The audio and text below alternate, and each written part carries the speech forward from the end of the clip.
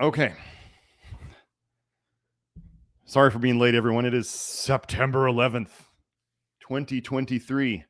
I got a new computer so that I could so that my computer could keep up with the broadcast. So if you guys want to let me know, it always looks fine to me in the back end, but if you guys want to let me know in the chat and Joe know how it's looking, that'd be great. So this thing is a monster. It's a beast over here. So today we're just doing, for those of you who are new here, today we're just doing subscriber chat. And let me just double check that my mic is on the right one because this thing loves to switch it on me. No, we're good. Okay. Man. Getting a new computer and then trying to make this all work by the next morning. I just set this up last night. I had to log back into everything. Okay. Joe, did you mean to put that private chat to me about the link? Do I need to post that? I don't know. Anyway, here we go. Here's that link. If I put the wrong link on any of the social media stuff, it was because I was in a frantic rush to get it out there. So today we are doing, again, subscriber chat so you guys should be excited about this. So Kelsey, who is a member of the Inner Circle, and she's also on the Wellness Superheroes. I don't know if she's here today. If you're here today, Kelsey, feel free to make it known. But anyway, Kelsey is very, very advanced in her knowledge about the operation of psychology that is ivermectin. Now we can talk about it, right? Because the FDA has come out and said it's okay to use now. And the World Health Organization is now devoting resources to studying it. And Bill Gates is really against parasites. And he's really for vitamin A. And he loves to give vitamin A and anti-parasitic medications together. And it's all just so wonderful now that everybody's figuring out that D3 is good for you, and ivermectin is good for you, and hydroxychloroquine is good for you. And now all the people who said it was bad, and so they got all the contrarians to jump on it. They're like, oh, they said it's bad, so it must be good. So let's all take it. Let's take it like, oh, you should see these Telegram groups that Kelsey has woken me up to. There are particularly mothers who are scared to death of parasites, dosing themselves and dosing their children. And if you didn't know, one of the big symptoms of ivermectin can be delusional parasitosis, or where you're delusionally thinking you have parasites and you start using it more. Weird that it's almost like addictive and they want people to use it. And there's people out there taking it like a multivitamin. But anyway, I don't want to go into all that stuff. But yeah, the Gates Foundation just devoted $19 million to study ivermectin for the virus, for the big scaly virus that doesn't exist. There is something weird. There is something weird making people sick, but it's not what they say it is. Okay? So let's get into this. But yes, Kelsey, Zendog Breath said Kelsey rocks. Kelsey does rock. Kelsey, when she started coming in with the stuff she was bringing, I was like, this person has it going on. So it's really awesome. So what we're going to be doing my first ever, if you want to call it a podcast, with a guest.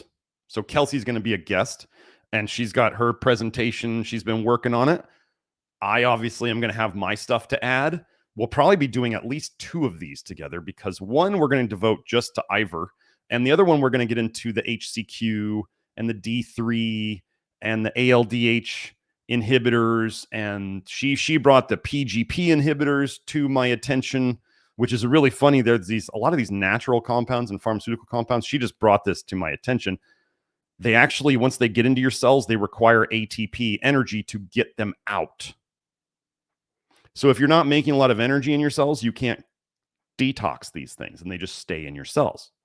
weird that there's all these things that inhibit detox that you'll find are being promoted, especially in the alternative community. It's mind-blowing. It's amazing. Super excited. So let's get into it. So what we're doing today, so super chats. Actually, Joe, why don't we do this today? So Joe, if you don't know, Joe Baker's Remedy Report in the chat. Joe Baker is who helps run this stuff. We are hopefully, and again, I don't know if anybody said how the quality's going today. I hope the quality, I mean, where I live, we do have kind of a crappy internet connection. So I'm hoping that at least the runtime, the speed of my computer, the new computer is helping. So if it is helping the appearance of the show, please let us know, because it always looks fine to us. That's where we don't get to see it. So super chats, go to the priority if you have a question. We have about a bit over an hour and a half to go in terms of asking that stuff. But otherwise I start at the questions and I go down from the top. Okay, so here we go. Monica says, hi, Dr. Smith. Hello, Monica. Monica's a regular in the inner circle inside the Love Your Liver network. What are my thoughts on synthetic meat, soy-free? Thank you. It would only be okay. I'm going to keep eating meat. Okay, let me put it to you this way. The worst health, I know you're saying soy-free. You said soy-free. The worst health I ever had in my life was where I was a college student, right? And often as college students, we all get these ego trips where we think we're smarter than everybody else, right? Isn't that what young people do? They're like, oh, I learned about candida, and candida's the key to all health. And if we just kill our candida, then everybody in the world would be healthy. And then, and now there's the new parasite fad back, pushed by, what are these meds that are going around right now? We got hydroxychloroquine, we got ivermectin. Bill Gates is a big fan of treating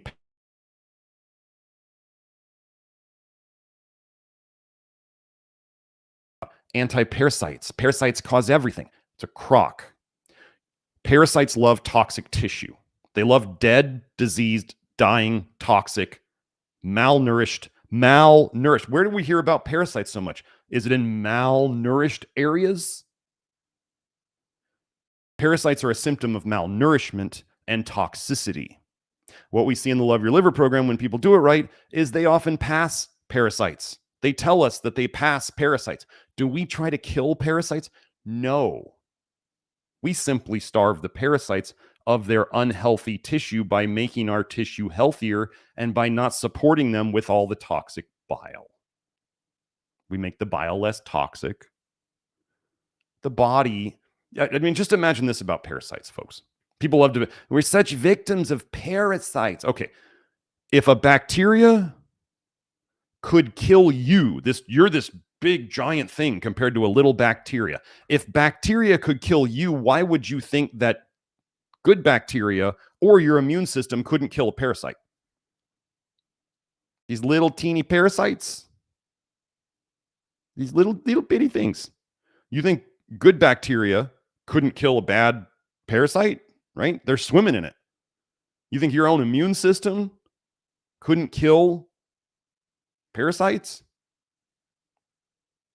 Why do some people get parasites and others don't, even though they were exposed to the same stuff? Why do some people get candida problems and some don't? Why are some people bit by ticks and they don't get Lyme and some people do? When we talk about the terrain, can you spread things? Yes. Do I believe that there are pathogens of some sort? Yes. I mean, parasites are, if for somebody to say it's always the terrain, well, I mean, parasites show that there are pathogens, right? There are pathogens. They can show them to you with their little teeth and everything. But just like if you want to grow a garden, you must have the proper soil to keep things alive. So if you don't have the proper soil for bad parasites, they don't grow. They die, they fall off, and then you see them in your poop, which is what we have our people see. People always think that your body is not you're not trying to have a war in your body with things. Because if you have a war, there's always friendly fire casualties. You're not trying to fight anything in your body. You are trying to support your body by taking away the bad things. You stop putting in the bad things. But anyway, back to the synthetic meat. The sickest I ever was when I was so smart in college and I thought I'd be a vegetarian triathlete at the same time.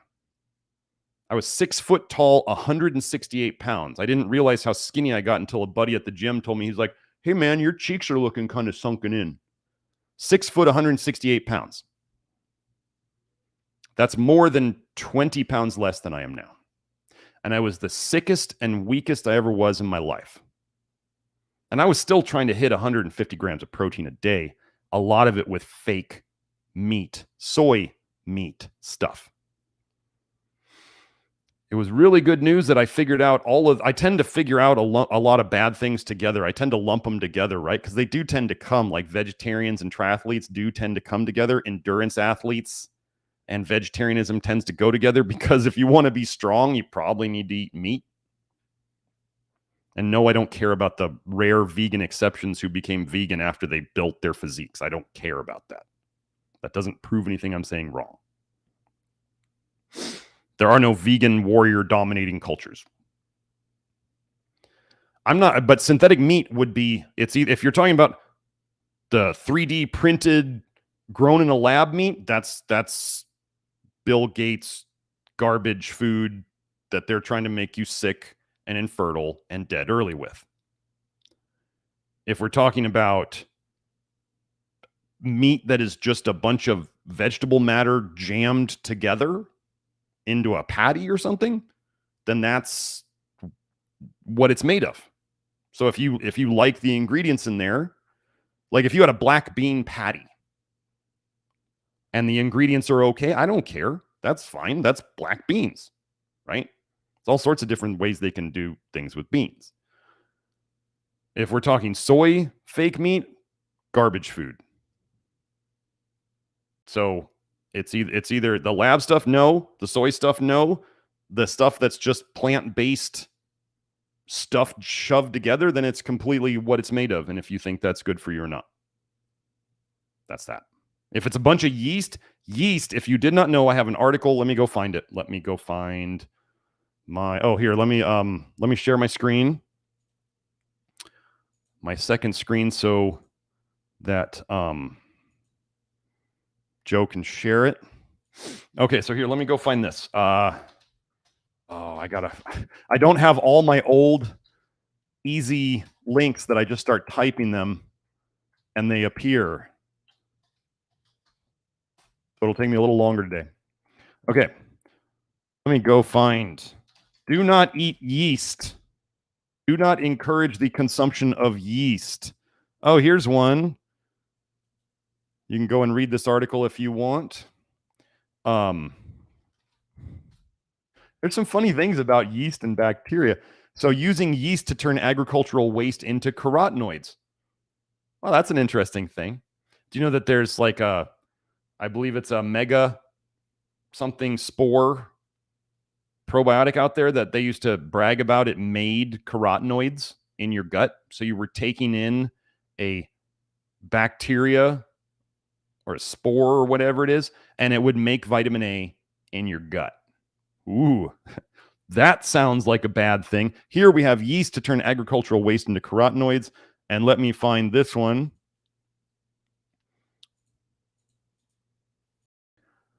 Yeast was shown to store more vitamin A in your liver and cause toxicity from vitamin A at lower doses. Here is the paper, Potentiating Effects of Materials of Plant and Animal Origin on Symptoms of Hypervitaminosis A in the Rat. Here's the list of things that made things worse. Alfalfa meal, alfalfa juice, alfalfa residue, defatted alfalfa, this antibiotic, oat grass, rye grass, orchard grass, wheat grass, fescue grass. This is the great part.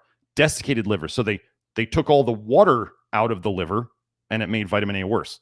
Water insoluble liver residue. So if it's water insoluble, what is it probably soluble in? Fat. So fat soluble liver residue and water soluble liver concentrate? Where do you think they got the water-soluble liver concentrate? They took it out of the desiccated liver. So wait, that means every part of liver, the water-soluble. So for those of you who are still consuming dairy and you don't understand that you can have vitamin A in the watery parts, you can have it in the fatty parts, you can have it in the protein, it's in casein and whey. I mean, go ahead, keep poisoning yourself. I can't stop you. I can only tell you that this stuff is everywhere. They have here a product derived from fermentation sources. That's interesting because, I mean, tuna solubles and fish solubles, yeast. Yeast makes vitamin A toxicity worse. Oh, but it has all of these B vitamins in it. Okay. We have a different opinion of B vitamins here than all the unfounded worship of them. They are antidotes to things. When all the early vitamin research was done by Merck, and what do they make the most of the B vitamins on the market from? Coal tar. Does this sound good?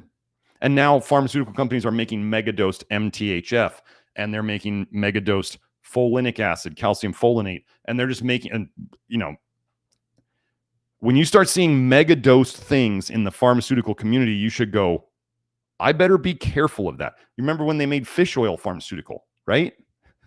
Anybody who was like a theorist of anything, when the pharma industry started making fish oil, you should have been like, wait.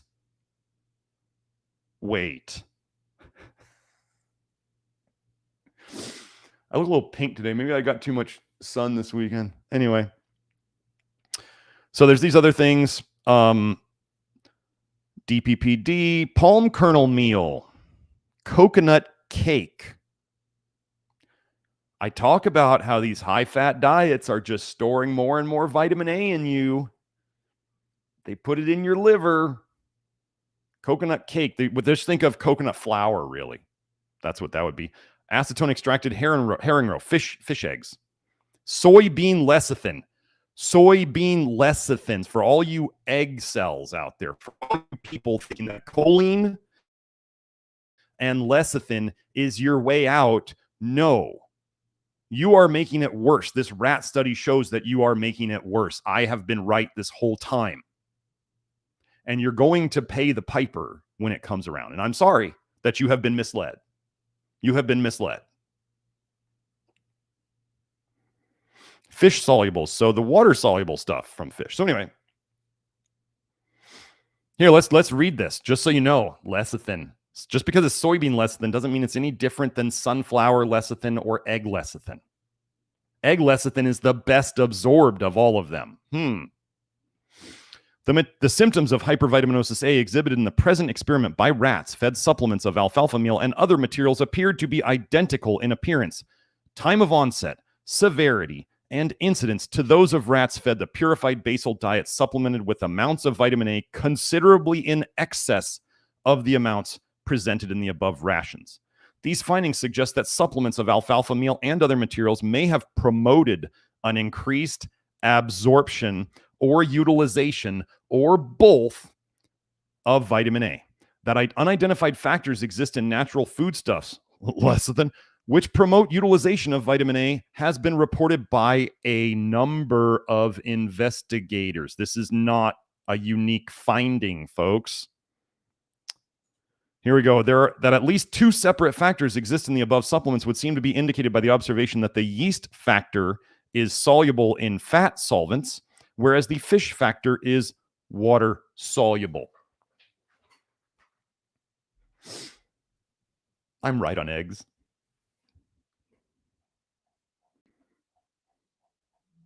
It's good to be right. So that's my thought on meat. Monic says, why do most people feel so lethargic in autumn from the liver perspective, that is?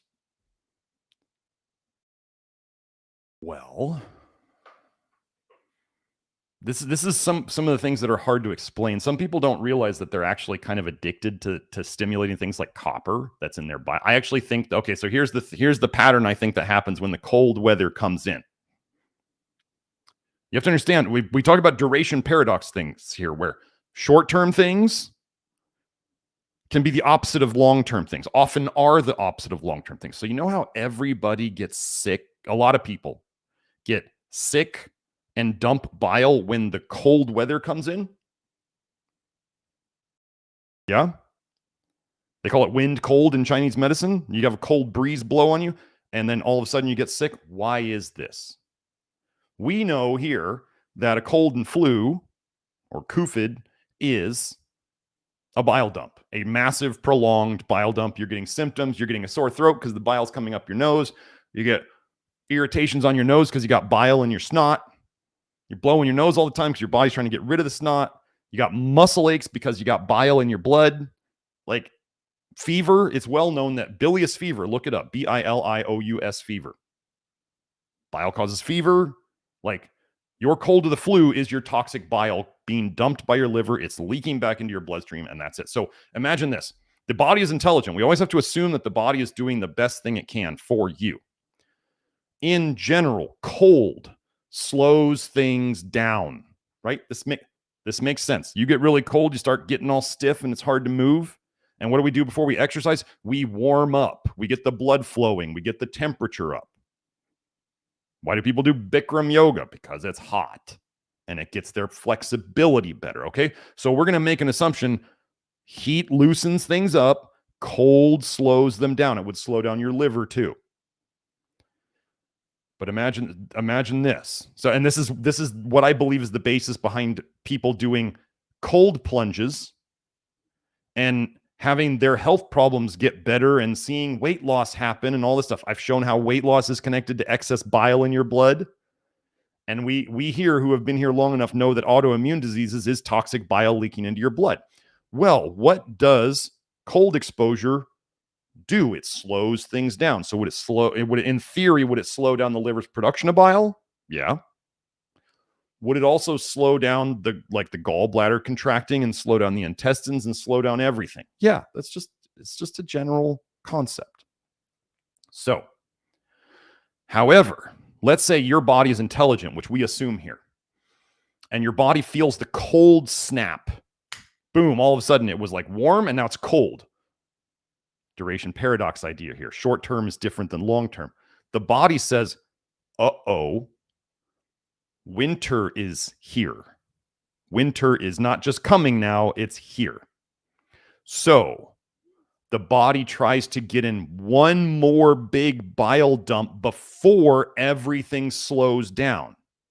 Kind of like a business, let's say, having a big sale before they know the slow season's about to hit, right? Because they know people aren't coming in, but they better sell their stuff before it all happens. So your body could have a big bile dump before, right when the cold weather hits, the trigger, right? I didn't wear my jacket today and it was cold and all of a sudden I'm sick. You had all that toxicity stored in you and you just dumped it out. So there's that. Now let's just think about the nonsense that is pumpkin spice these days. All these basic people getting their pumpkin spice. Pumpkin spice is all aldehydes, folks. Cinnamon is aldehydes. We can go into the other ones. It's all aldehydes. That's why it's so smelly. Everybody starts getting into all the autumn, flavors and spices and all that stuff. So we have that. There's also the fact that people tend to eat tons of vitamin A foods in autumn and winter. Squashes, yellow squashes, pumpkin. Like, just think of the whole colors of the season are vitamin A colors, yellow and orange and red. So people are poisoning themselves. At the same time, their detox system is slowing down. And they tend to get more toxic because they're not detoxing. And what happens to people as they become more toxic? They also tend to start poisoning themselves more. They start drinking more. What do we hear? Generally when people are kind of shut in during the winter, what do they love to do? Poison themselves more. Poison begets poison. And the darkness is not exactly motivating.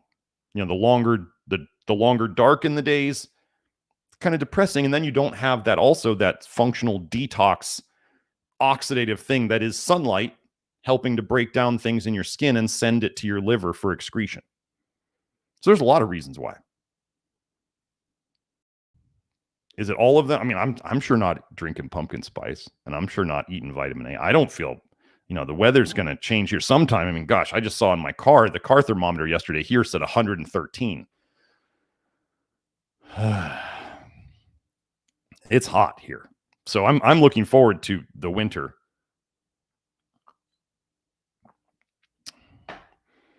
But yeah, that's my thought on that. Mary Smith asks, what is the best way to lower the sugar in the pancreas to not get diabetes? Mary, I have a whole live stream here on how vitamin A worsens insulin resistance. Worsens insulin sensitivity, increases insulin resistance, and how the serum bile in diabetics is twice as high as normal people. So the things that we fix vitamin A toxicity. Oh, I showed that copper was higher in diabetics too.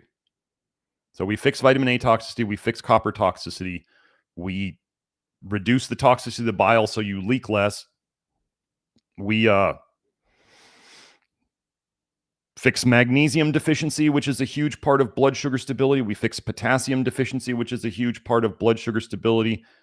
The pancreas can also become worn down because the bile ducts, so the liver, if the liver's up here, right? Or we'll do this side. The liver's up here, and the bile ducts go down to the intestines. One of the bile ducts has a branch. Let me go see if I can find a picture of it. Let's go. Let me find it before you switch, Joe.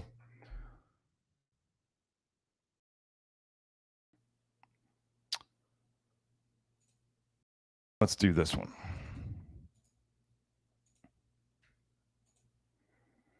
Here, I'll just put this link up here if anybody wants to click on it or save it. Okay, so here's the liver, right? Let me make this bigger. Hold on. There we go. The liver makes bile, right? Here's your gallbladder. Here's the liver. These are the bile ducts coming out of the liver. So imagine these are like a lot like blood vessels, right? There would be smaller bile ducts going to the liver, and there would be smaller and smaller and smaller ones down to like one little bile duct going to each liver cell that makes bile. Okay? So this bile ducts come down here. Oh, wait, what's this? The pancreatic bile duct. Huh. So, being that last week we went over GERD, acid reflux, being bile going back up into the stomach. So imagine so this is the stomach, right? So if the bile comes out here, Joe, you're kind of covering my arrow. If the bile comes out here, but what I'm telling you is that GERD and acid reflux is bile going all the way back up into your stomach. Does it make sense that, geez, if the bile's coming out here and it could go all the way back up in the stomach, geez, it could definitely go back up into the pancreas and irritate the pancreas? I believe in one of the episodes I went over pancreatitis being connected to bile, cholestasis, bile leakage, toxic bile. So over time, just imagine that you didn't get pancreatitis, but the bile is just steadily irritating the heck out of your pancreas. Oh, I don't know. And eating away at pancreatic cells that make stuff like insulin. So then you can't make insulin as well. And your bile gets more and more toxic. The more toxic you get, the more damage the bile causes, the slower your detox becomes, the more toxic you get, and the cycle continues.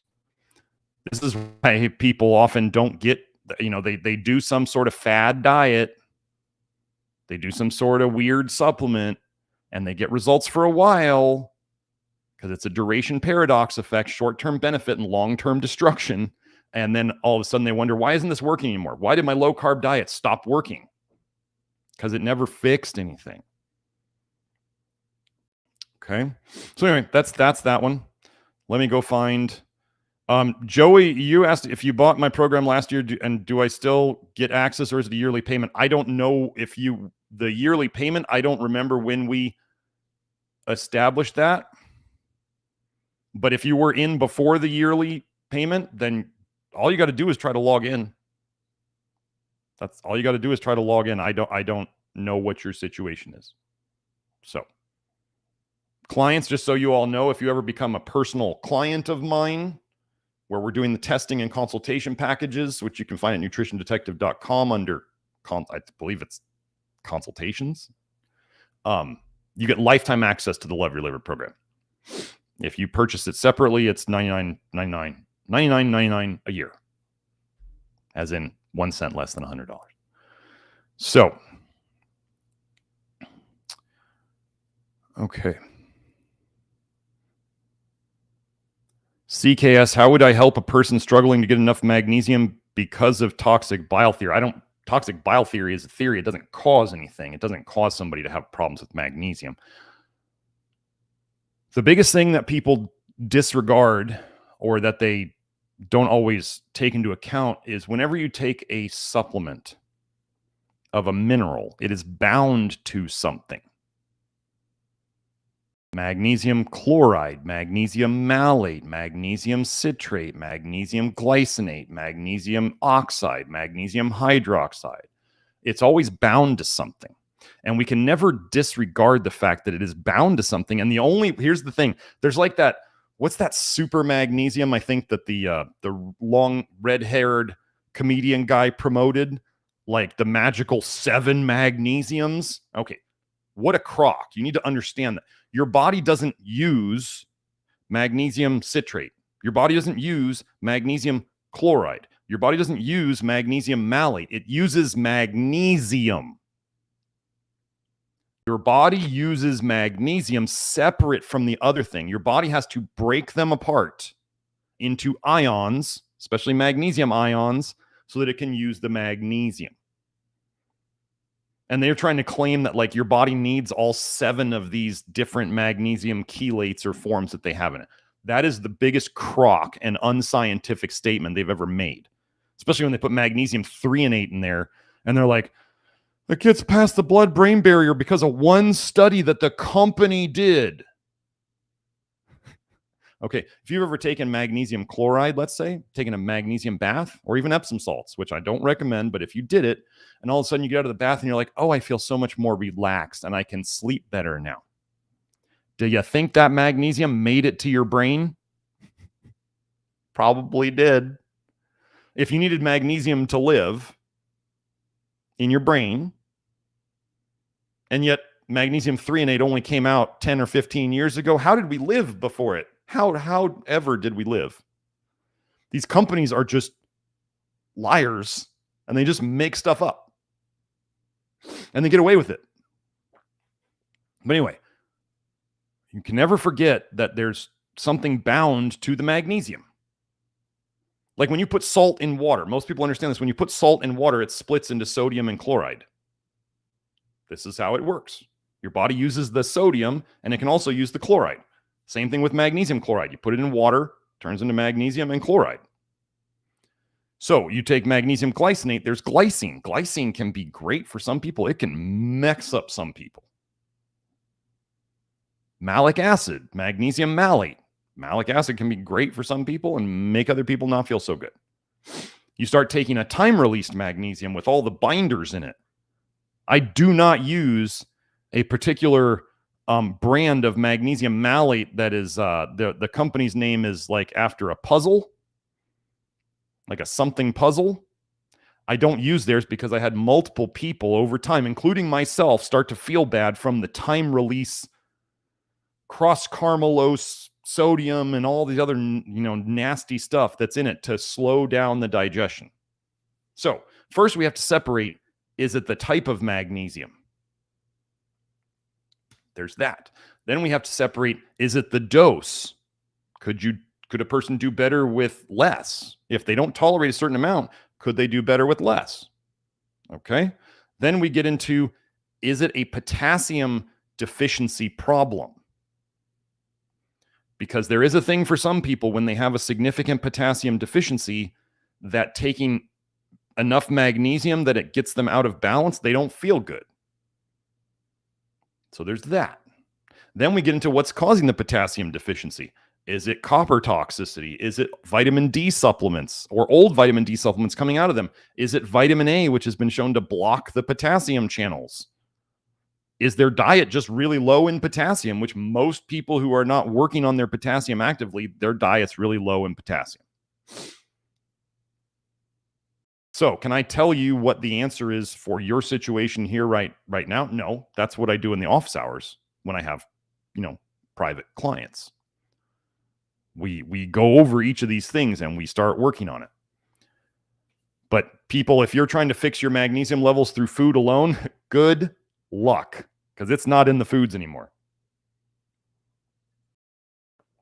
There's not even selenium hardly in Brazil nuts anymore. And I can tell you on hair tests, like, mineral levels across the board are dropping. And I haven't been changing. I mean, I'm starting to adjust my supplementation for people, but the mineral levels are abysmal. And this happened within like the last 6 months is my estimate.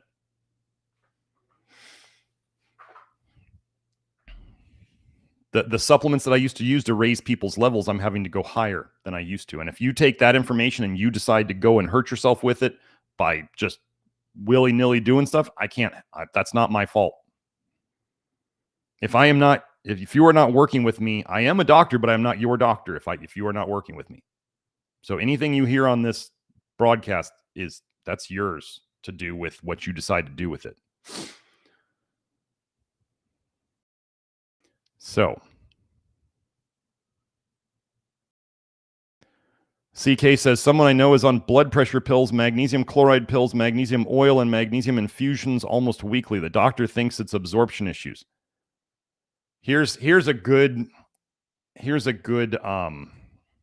hold on, let me go. Joe, don't switch to this yet. Let's go.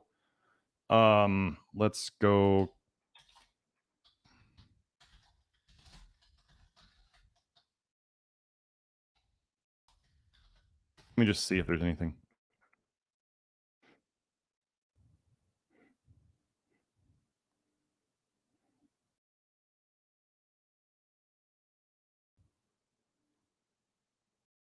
Well, whenever you see something like a person who is on blood pressure meds and they're having problems with nutrition, you blame the med. You blame the med first. That's the simple thing. That's what I do.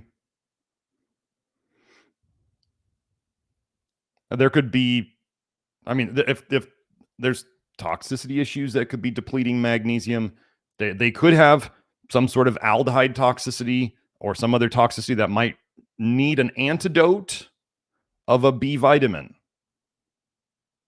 to help this. If the doctor is using serum magnesium to measure their magnesium levels, they're just lost. Sorry. That's why doctors don't run magnesium in the blood much. This is why the hair test is much better for that. The hair test shows magnesium absorption and magnesium movements over time. It just works better.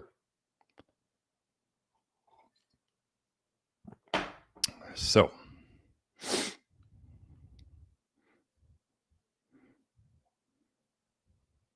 Will asks, is daylight savings time over or something? No, we started at the same 10 a.m. I mean, unless daylight savings ended for California, did the clock switch in California? Somebody tell me. I don't know. I'm in Arizona. We're better than everybody. We don't change our clocks.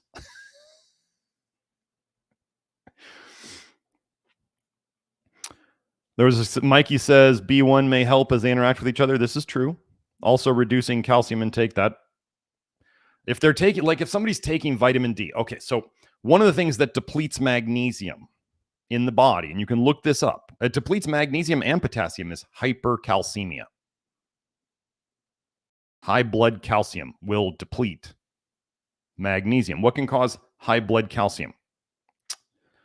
Vitamin A toxicity, vitamin D3 supplements, copper toxicity. You want to know something funny? Since we were talking about parasites earlier, you want to know what I learned? That they said one of the potential causes of death for for Hulda Clark, the anti-parasite guru who liked to shock people with her zapper. There was a couple things. There was arthritis. And one report said arthritis and a spinal injury. That's what killed her. And I'm like, that's interesting. Okay. But arthritis, let's just keep that in mind. And then the other thing that said she died from was hypercalcemia and anemia. Does anybody here know a toxic compound that is referred to as a vitamin that has been shown in the research to both, it can cause anemia and hypercalcemia? I'll give you the answer anyway. It's vitamin A.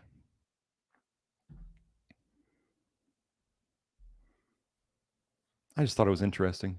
A lot of people think you need vitamin A to get rid of parasites and vitamin D. How do you cause hypercalcemia? Deplete potassium, deplete magnesium. It's all in the research. So, but the vitamin D thing can take a month. Or so CK said she told the person to stop taking vitamin D. They listen. That's the first step. That is the first step. They are on their way.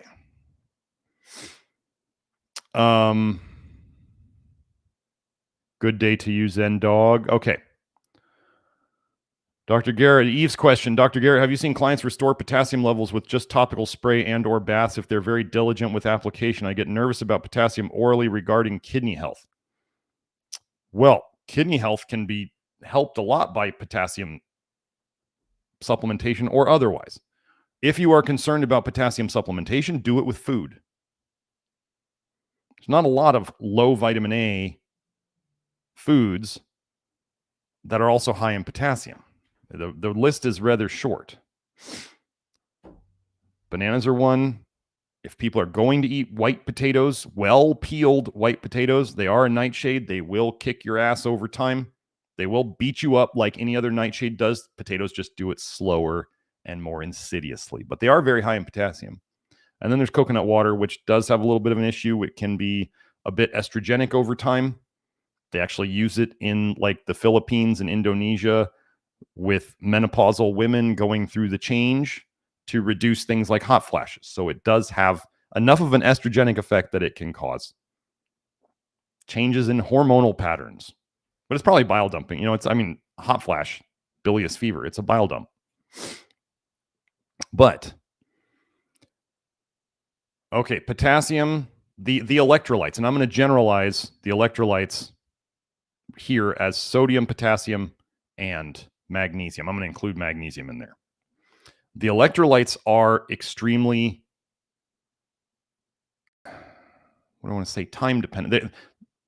You could do great on your potassium one day, and then you don't do so great the next day, and then you have potassium deficiency symptoms. I think I can get potassium deficiency symptoms if my diet, if I let my diet slip, I can get potassium deficiency symptoms in 2 days. So are people, the potassium deficiency long-term, what are we trying to fix? Vitamin A toxicity because it blocks potassium channels. We're trying to get all the old vitamin D out of the tissues because almost who hasn't taken vitamin D supplements these days and tried to rat poison and genocidal tool themselves into health, right? If you didn't know, go look up Terra D3, TERAD number 3, and D-CON, keyword there, D-CON, to see that they use vitamin D3 as rat poison. I would get a kick out of people would be like, I would never take Coumadin or warfarin because that's rat poison. And I'm like, guess what the next level up rat poison is from Coumadin and warfarin? It's D3. And they studied it as a genocidal tool in South Africa to see if they could use it as a genocidal tool. And now it's everybody's favorite. It's Fauci's favorite vitamins. The only supplement that Fauci thinks is worth taking. Did you know that? I love Fauci. He's my favorite.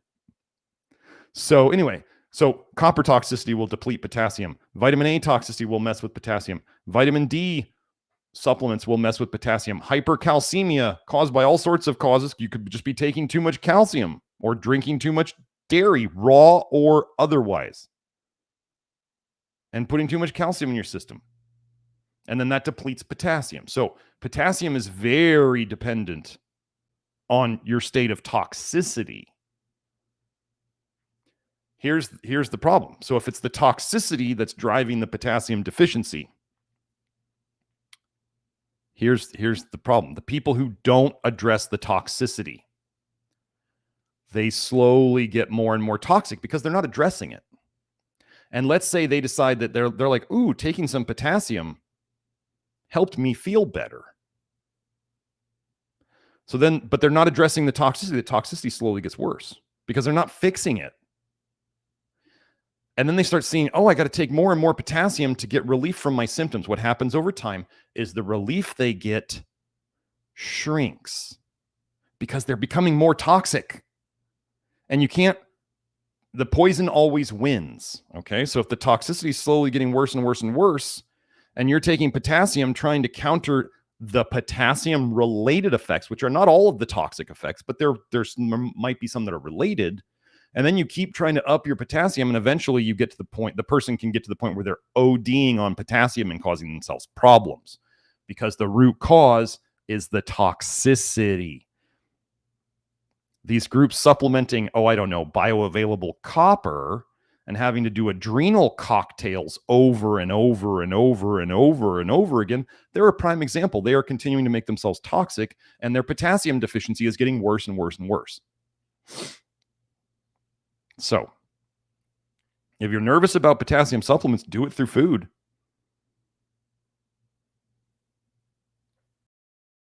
And get the toxicity out. I said this on Twitter just the other day. It is more important to avoid the toxins than it is if you had to pick one. If I said you get to pick one thing, you get to avoid the toxins or you get to push the nutrients. Which one is more important? I'm not saying they're not both important. Don't go all black and white, dumb thinking on me. I'm saying if you had to choose, if I had to choose for my clients, which is more important? You only get to do one. Now, real life isn't like this, but you get to avoid the toxins or you get to push the nutrients. It is more important to avoid the toxins. Here is why. Avoiding the toxins will reduce your toxicity exposure and allow your body to get rid of them. And by putting less toxins in your body, you will require less nutrients to fight them. Okay? Double win. If you simply increase your nutrients, your toxicity doesn't necessarily change, and it could continue going up because you're not avoiding the toxins. And if you stay the same toxicity or you get more toxic, you need even more nutrients than you did before. One, just like we talked about with that potassium, you could end up taking so many nutrients that you make yourself toxic from the nutrient, right?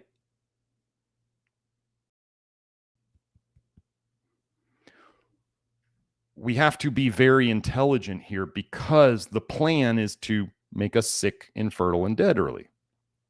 And they're trying to do it from so many different angles, and they know what they're doing, whether you believe it or not, whether you believe it's a bunch of incompetent fools running the world, this giant plan that all seems to be coming together to mess with everybody who can't see it.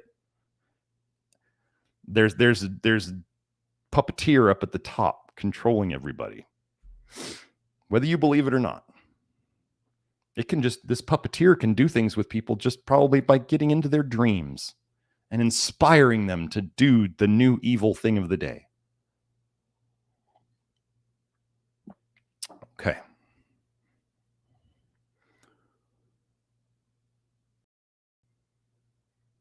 Let's see.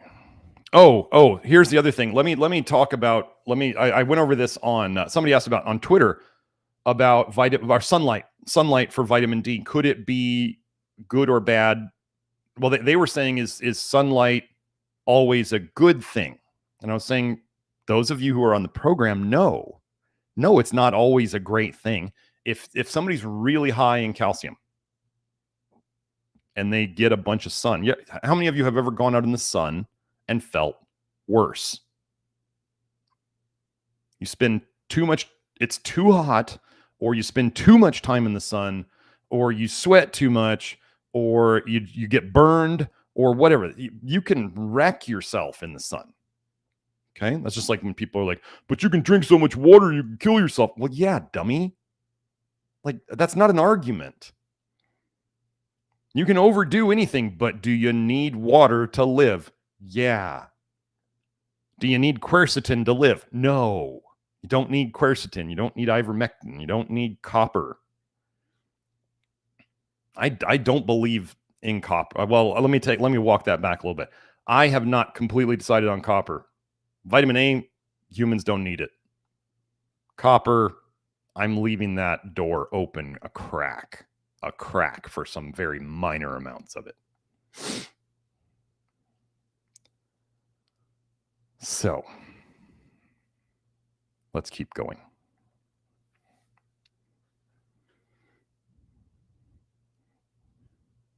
Oh yeah, for those of you who are here, don't forget to like the video, X out of the chat, subscribe, do all that stuff. If you don't do that, the algorithm doesn't know to share this with other people.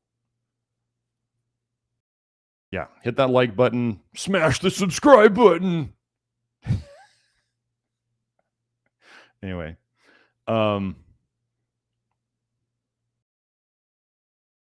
let's see. Oh, we got looks and sounds good twice. Monica says it looks and sounds good. Zendog says it looks and sounds good. Great. So good. Things are working. Zendog asks, Gil Bates is buying shares of Anheuser-Busch now. Is that manipulation of the markets? I mean, they do it all the time. Seriously, folks, whether you're into stocks or crypto or whatever,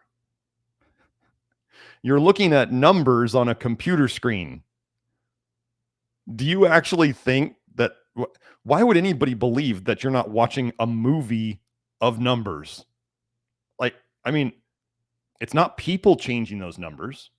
So it must be AI or something like that. And how long, therefore, has AI been doing that? Like, the whole idea that these numbers are like truth and that they couldn't just adjust the faucet at any time to do whatever they wanted, or it's not all preloaded in there.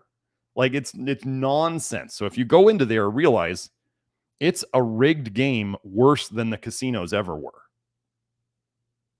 People think they're all like, you remember a couple of years ago, all the crypto experts, just because everything was going up? It was like, I know what I'm doing.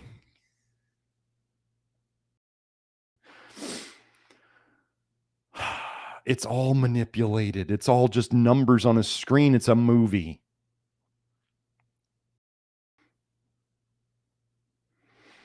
Yeah, Zendog says he's talking about, yeah, that stuff, tension, problem, reaction, solution. Just remember, like all these things that are coming out now that are okay, that they're pushing. Look at all these studies on D3 and how it helps the virus. And look at, this is so obvious. And they're like, they're writing articles in Newsweek now about how good D3 is for you. And Fauci's coming out saying it's the only supplement he recommends taking. Wait, I'm sure there's a BuzzFeed article. Can somebody go find a BuzzFeed article on how great D3 is now? So you get one side, you get the contrarian side. You get the mainstream says that's bad. That's bad. That's bad. That's bad. And then the people who aren't thinking go, oh, well, contrarian, then that must be good. So we're going to take lots of it. We're going to stock it up. And then now they have the mainstreams creeping back and going, oh no, this is good now. So now they can get all the useful idiots to take it too. And then now the contrarians are starting to go, wait, what? Some of them are actually some of them are starting to go, wait, what? What just happened? Wait, now they're turning around on it? They were fighting against it, telling people not to take horse paste. And now there's lawsuits about it. And now they're just turning around. And then some of them are just going, we were right the whole time. And they're just coming around to our side now. No, they're not. They got you. I'm sorry. They got people out there taking like multivitamins, like a daily multivitamin, thinking that they're doing something good. When Kelsey and I show you the research on antiparasitics causing psychosis. Here, wait, I'll just bring up one study here.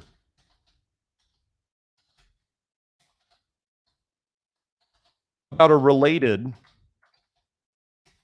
parasitic.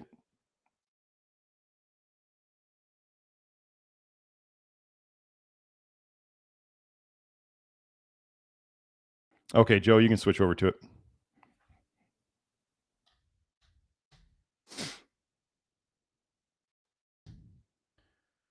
Mefloquine use. Gosh, look at this part of the word? Does this look like similar to the word hydroxychloroquine? Chloroquine? Oquine? Okay.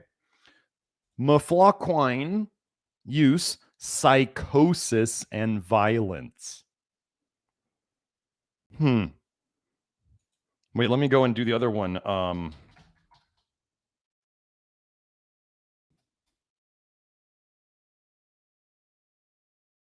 Wow, this other browser is kind of slow.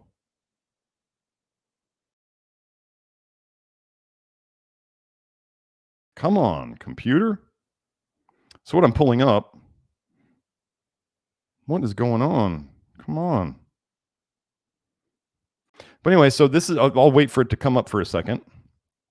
Mefloquine use, psychosis, and violence by the great Anthony Mawson, who is the man who basically showed, he opened my mind to the idea of cholestasis, toxic leaky bile, full of vitamin A, especially as retinoic acid or retinaldehyde, leaking into the system, causing all these diseases. What is going on with this? Hold on, let me try this again. So there it is. Wait, there it is. Oh, wait, here it is. Increased risk of psychosis to ivermectin treatment. Another paper we found that Kelsey and I were looking at, found they were noting that 18 out of 40 people who were given ivermectin had neurological problems. They're trying to drive you bonkers.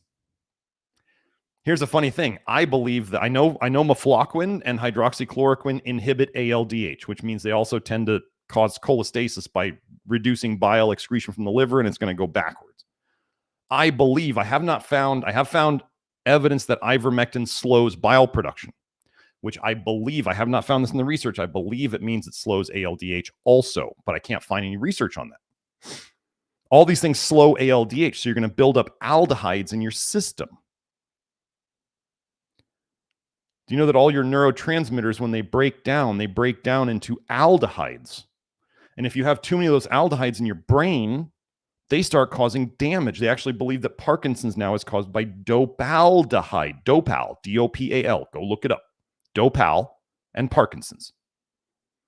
So the very thing your dopamine breaks down into, dopaldehyde, is what causes the degeneration of your brain called Parkinson's. So just imagine if they give you meds that slow down your ALDH.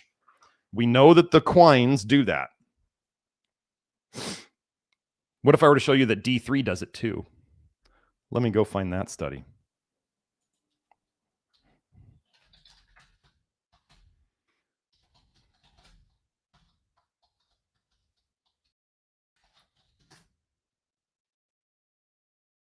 Where is it? Where is it? I saw it just this morning. I think I have to look up curcumin 2 with it.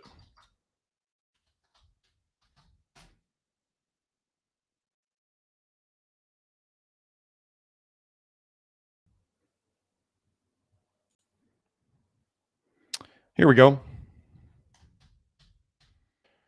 Inhibition of aldehyde dehydrogenase 1 and P-glycoprotein, PG. This is exactly what Kelsey was talking about. PGP-mediated multi-drug resistance by curcumin and vitamin D3. Increases the sensitivity to their poison chemo.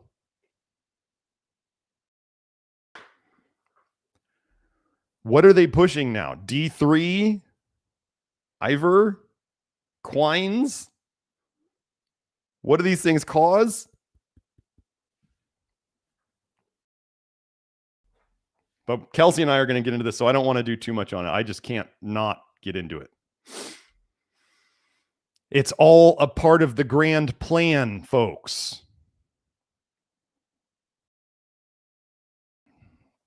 I don't know what else to say.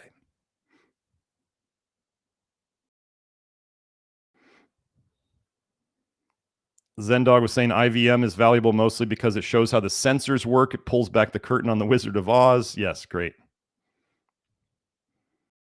Kat was saying, what's the deal with vitamin D light lamps? Is this something we need in the cold countries like Northern Europe for the dark winter time? I do think it is a very good idea. I do. Both for the light and the warmth and keeping things running. I do believe we are, right? We're fairly skinless, you know. I mean, hairless, not skinless, hairless. We don't have a lot of hair for a reason, so that when we go out in the sun, it can come in and oxidize things. One of the things it does is oxidize toxins, which then get sent to the liver. If you oxidize them too fast and too hard, you kind of burn them into your skin, and that's sun damage and like liver spots and all that stuff. But what do we see on the program? We have a lot of people saying their liver spots disappear over time. So these things, those things on your skin that look like sun damage are toxins just baked into your skin. That's why do I think that excessive sun exposure can cause skin cancer? Yes, because these people are toxic. And they're baking and baking and baking and baking the same toxins into their skin. Do you know that skin cancer happens more in alcoholics? The more alcohol people drink, the more skin cancer they get. Why would that be connected? Do you know you can store alcohol, ethanol, as ethyl fatty acid esters in your liver and in your body fat for up to a week? So if you're out getting drunk on the beach, what are you storing in your skin that's then getting baked into your skin over and over and over again? Alcohol also, your body prioritizes alcohol in the liver because alcohol poisoning will kill you very quickly that night, right? Vitamin A poisoning kills you over months to years, decades. So what does your body prioritize? Your body will properly prioritize the alcohol in your liver to get that out so you don't die. So what does it do? It pushes vitamin A out of the liver into your bloodstream. This is in the research to make room for the alcohol in your liver so that it can process the alcohol. So they've actually shown that when people drink alcohol, the vitamin A in their blood goes up. What would your body then do with that vitamin A that just went out into your bloodstream that it doesn't want running around out there? Could it put it in the subcutaneous fat and the skin? Yeah. Do you understand how getting drunk, drinking and being in the sunlight then could bake more vitamin A toxicity into your skin? This all makes sense.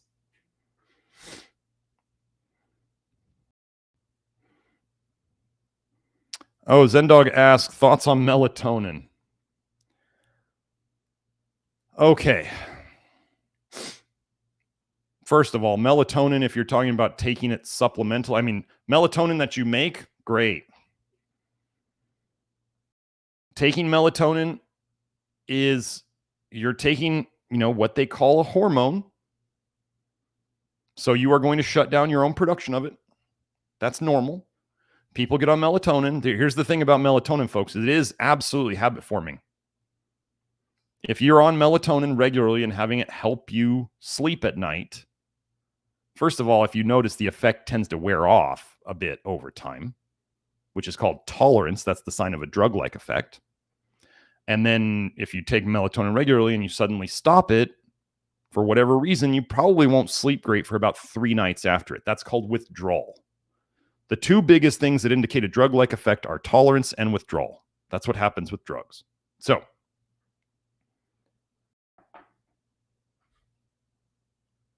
some of you who take melatonin notice that you really feel groggy the next day.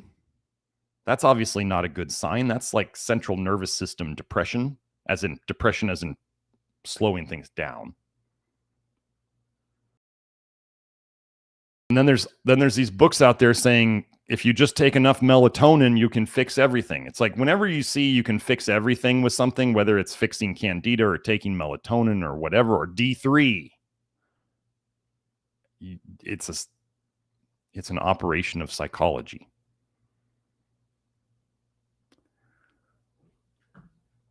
Does it make sense that toxicity might affect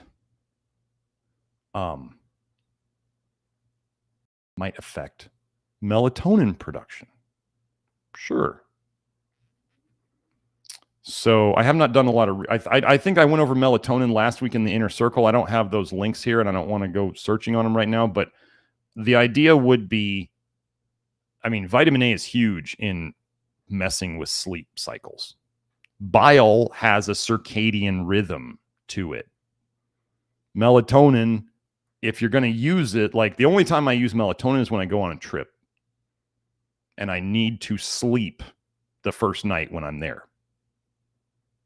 Because it's been shown in studies that when you sleep in a new place, especially men, because we are the protectors, you don't sleep well because you don't know if you're safe or not. So it makes sense to not sleep well so that you're awake in case somebody's trying to come in and slit your throat. It makes sense. It's natural. We assume the body is well designed.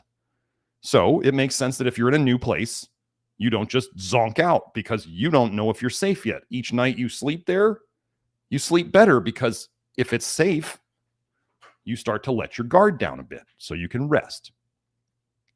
But your melatonin goes down. That's one of the things that makes you not sleep well. So just stress can affect your melatonin. I haven't looked up copper and melatonin. I wouldn't doubt that they're connected. But if you're going to use melatonin, the idea would be, like with almost anything that we use that is not what I would call an essential nutrient. I mean, melatonin is not something you're supposed to have to eat, right? Kind of like vitamin D3, folks. You're not supposed to eat D3. So if you're going to use melatonin, you use the smallest dose that gives the most beneficial effects. If you are doing things correctly over time, you should need less and less of it. If you decide to quit melatonin suddenly, realize that it's going to be like 3 days until if you've been using it regularly, it's going to be like 3 days until you sleep properly again. And if you're using melatonin regularly, realize that you get a tolerance to it and it's going to lose some of its effect. Those of you who have tried GABA for sleeping, that stuff, like you adapt to that within like 2 or 3 days. Like, anyway. It helps for like the first day or two, and then all of a sudden it just doesn't work anymore. I know I used to have real bad sleep problems. Valerian root, when I was in college, valerian root was like my biggest favorite thing. I don't use it anymore, don't need it. But that would be the thing with melatonin. It's just realize you're probably antidoting. Let me just go see something. Hold on.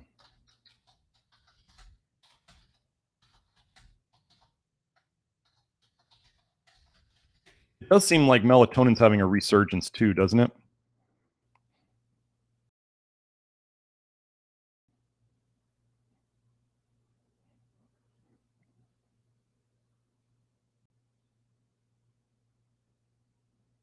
I'm not seeing anything with melatonin and aldehyde dehydrogenase. Let me do a quick search. Let me do...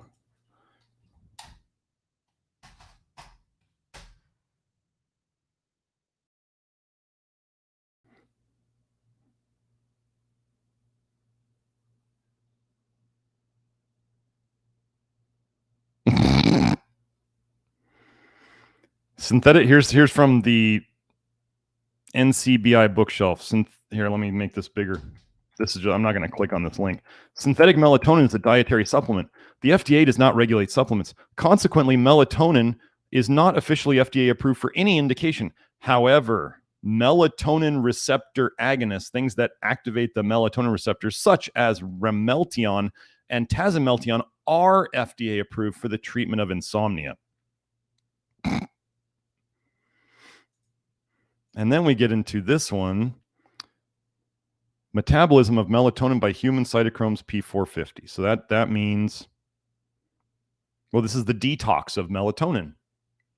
Take that for what it's worth.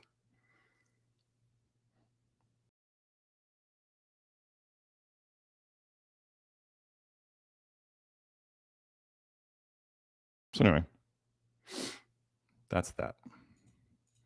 Why did it make a new window here?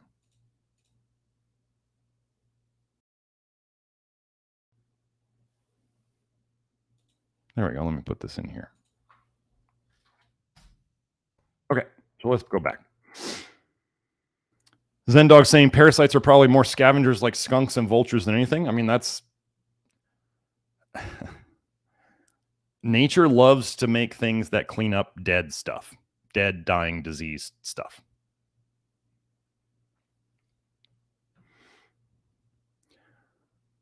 Okay. Zendog asks again, send a super chat. Thank you for that. Thank you for the super chat, Zendog. Tinnitus for a friend. Kidney issues 58 years ago as a kid. Sulfa drugs, bad reaction. Ear issues later in life. Okay. First of all, don't ever let anybody tell you like that sulfa drugs having a problem with sulfa drugs. They say, oh, it doesn't, their sulfa is different. Sulfa and sulfite are chemically unrelated, and a person with a sulfa allergy will not necessarily have a sulfite allergy. They're called sulfa drugs because of the sulfur in them. Sulfa drugs, also known as sulfonamides. Seriously, why do you think they're naming them this? What do we talk about here a lot that we don't want to overdo? Sulfur. What does sulfur tend to slow down? ALDH. Right? Let's just go see if, let's go sulfa drugs, ALDH. Let's do a quick, easy search.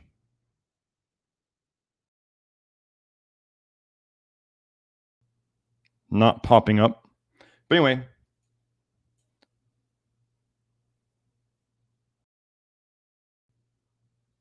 He had a reaction to sulfa drugs. Okay. Probably damaged. Let's just go and do, let's do this. Sulfa liver injury.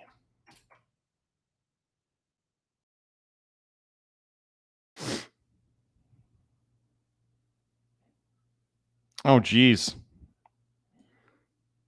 Sulfate. Everybody, I mean, some of the people out there who are lost in the vitamin A detox world love sulfates, and they think sulfates are going to fix everything. Here we go. The present case recalls that products containing glucosamine and chondroitin sulfate, right? Everybody thinks those are just innocent, can occasionally cause acute liver injury, mimicking autoimmune hepatitis. Wow.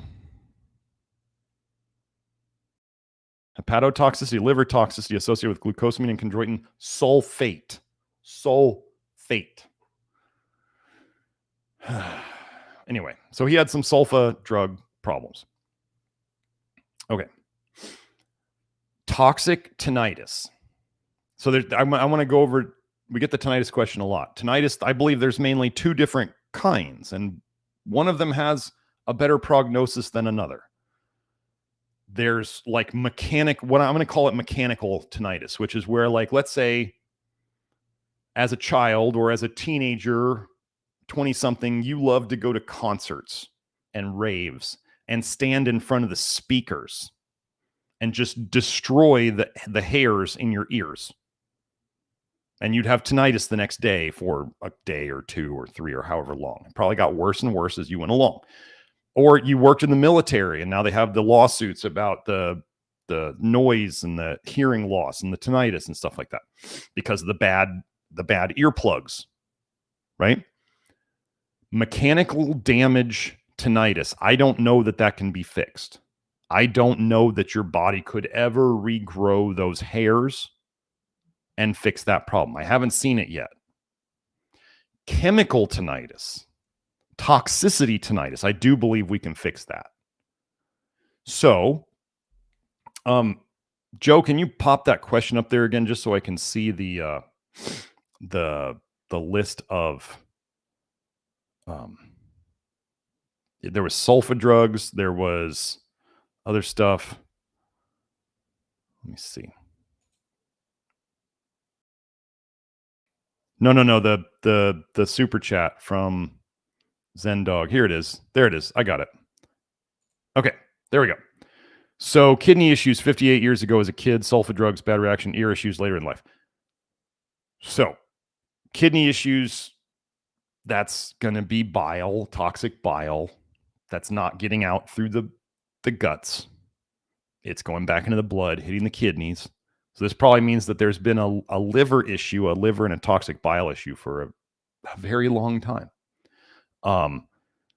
Sulfa drugs, depending upon the sulfa drugs, if it's a toxicity thing, or if it's actually like, you know how some antibiotics can specifically damage the ear? That I don't know. Let me go and see if sulfa and tinnitus are a thing.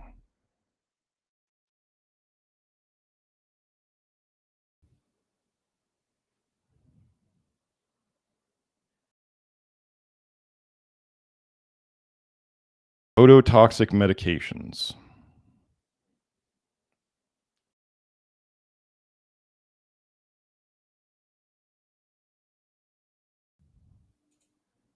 Oh, that's great.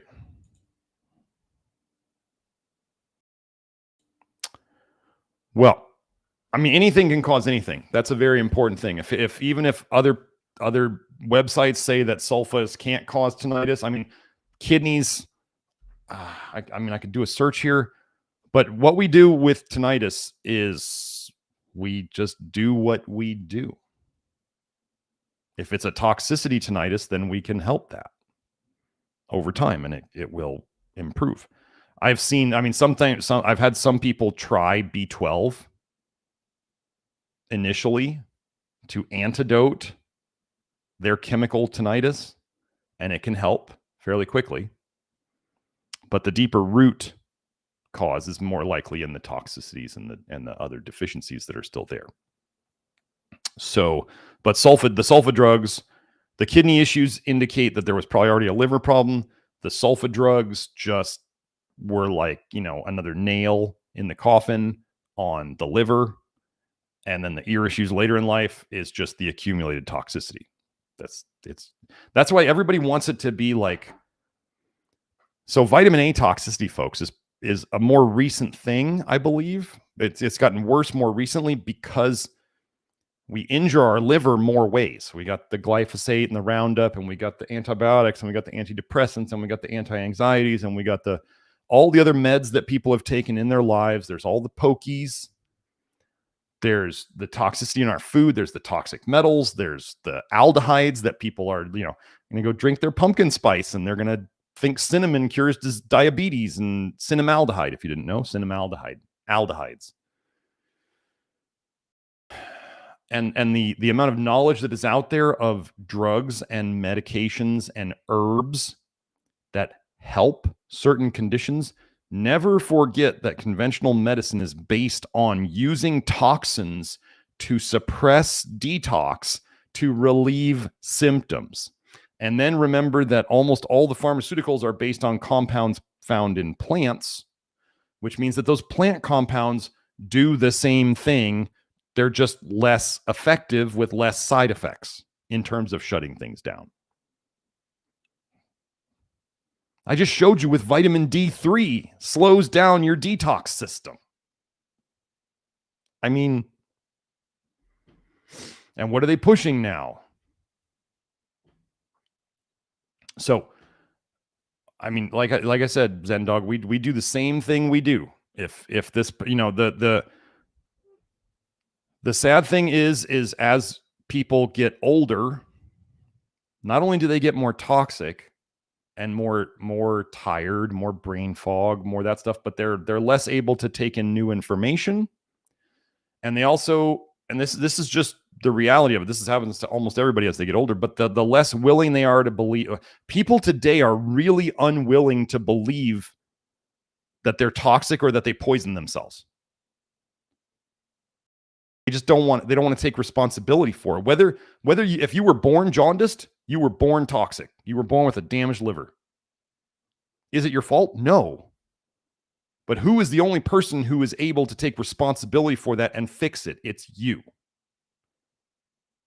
I had a couple people, I had one kid who took a job in the summertime spraying Roundup on weeds. He was landscaping, spraying poison. And it was hot there, so they'd wear shorts. And I had another woman who said she used to spray Roundup on her yard in flip-flops and shorts. And she said she could feel the wet weeds brushing against her legs. And that was when all her health problems started. And that's when this kid, he was a normal kid, athletic kid before the summer. And after the summer was over, he was basically like disabled, had to stay home from school, couldn't go back to school anymore. Doesn't matter how it happened. If it's there, the only person who can take responsibility for it and fix it is you. Don't get, you can be mad. You can be mad. It's kind of like that whole anger thing only kind of damages you.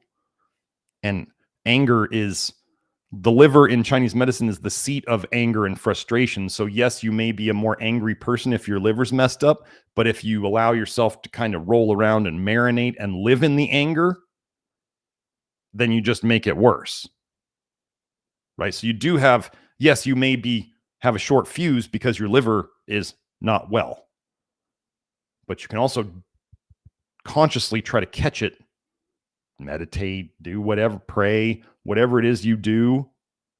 Take magnesium and potassium, food or otherwise, and do things to help calm things down so that you don't let the anger build on the anger, if you know what I mean.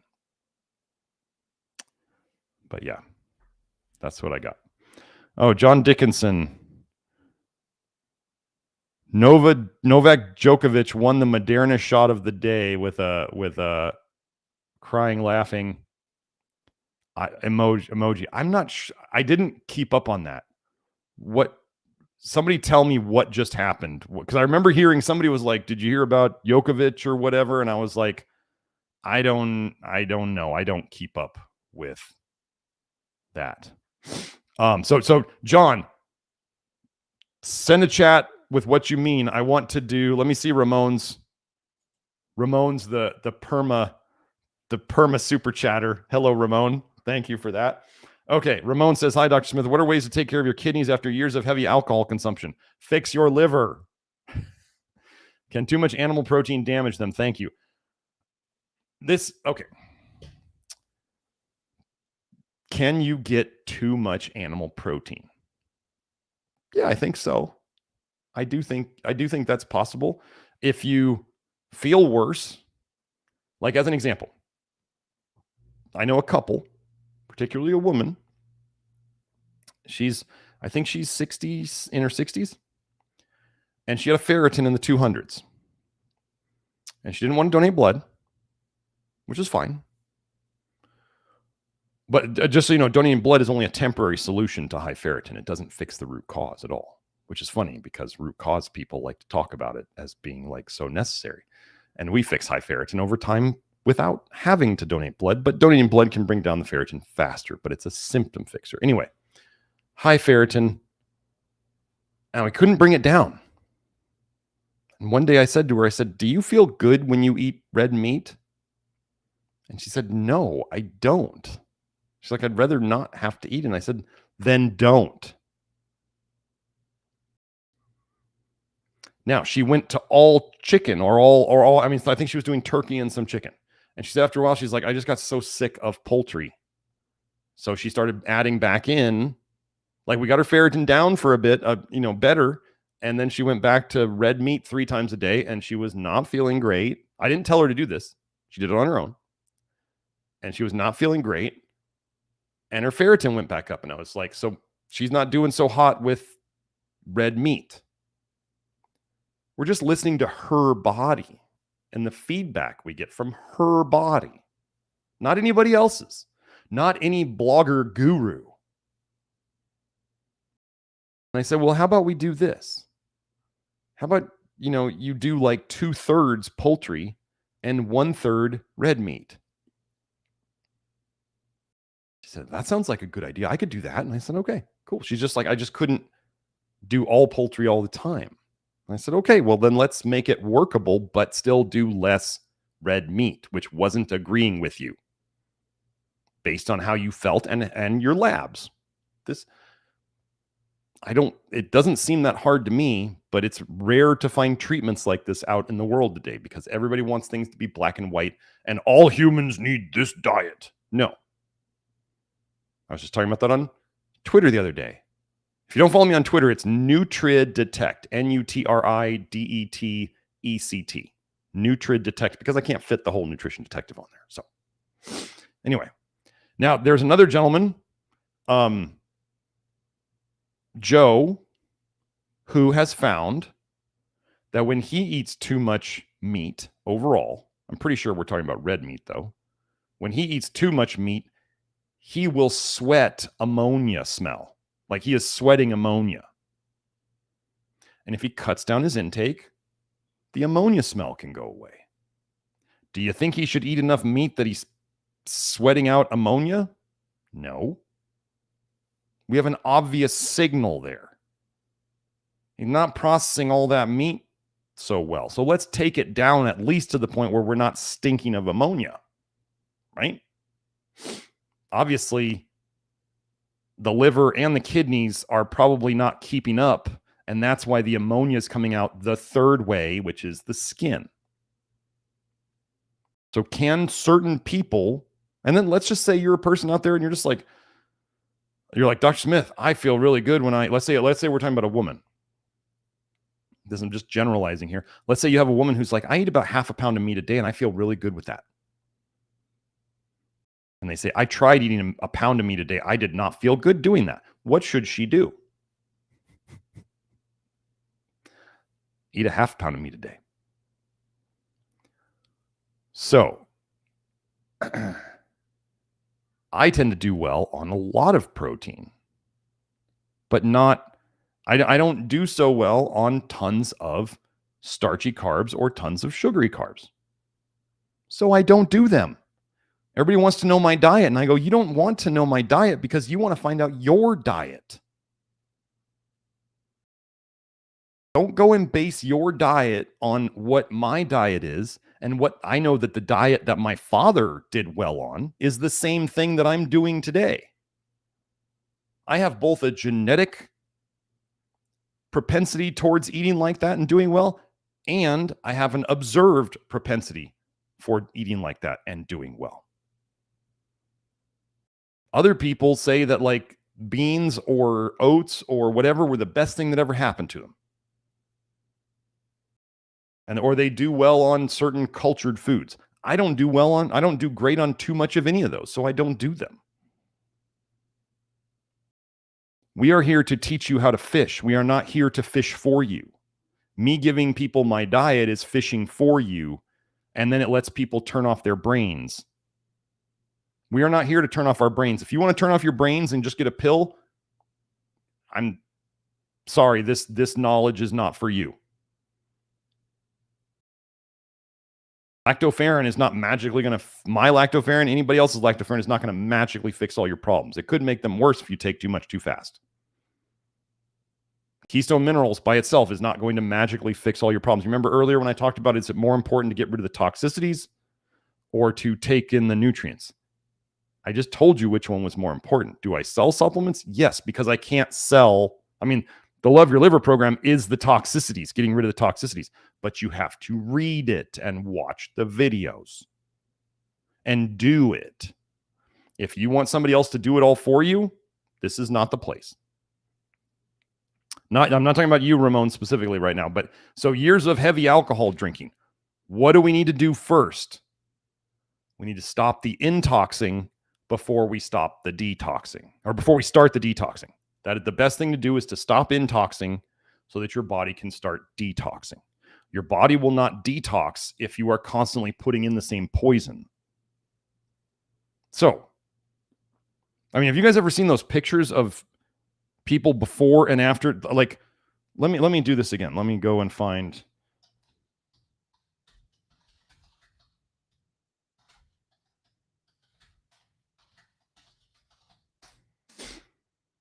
me find these articles.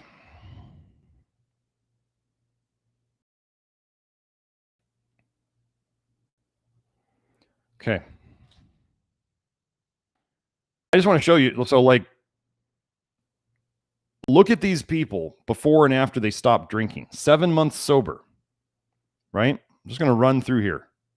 1 year sober. Look at his face. Now, look at, I posted about this on Twitter the other day. Look at a lot of the health gurus out there. Yeah, I want you to notice. I mean, I know they're doing a lot of this. This is black and white, but look at the pinkish tint and look at the puffiness. A lot of health gurus out there are really puffy and really reddish or pinkish or even reddish. And then often they get the bulbous nose. You see how this guy's nose even looks like it shrunk a little bit? So when you see the bulbous nose and the pinkish face and the puffiness, I mean, look at his eyes. I mean, this guy's probably still drunk right here. But just look at the changes. So Ramon, the most important thing is to stop drinking. See, reddish, pinkish, puffy, reddish, pinkish. Okay. And I can even tell you that back when I was drinking, if you look at my old videos, like 2 or 3 years ago now, a lot of health gurus go nuts and they drink themselves. They don't tell everybody that they're drinking. Was I drinking still a bit 3 years ago? Yeah, I was. I'm human. Doing this work is a bit stressful and I'm still human. Am I done with it now? Yeah, absolutely. They can tell the puffiness in my face when I do it. Okay. I never claimed to be perfect. I never said I'm a guru. I'm trying to help humanity here. And it's not always easy doing this. What feels oftentimes all by myself. So anyway, just look at these pictures. Okay, here, I'll put the link over there if Joe didn't already do it. That do it. So I mean, this is what we're talking about. So this is aldehyde damage. This is acetaldehyde. Ethanol turns into acetaldehyde, and that's what it does. So just go and search on these, you know.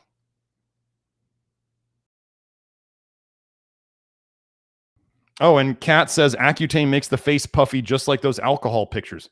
Why is that? Because it damages the liver. Wait. Let me go show.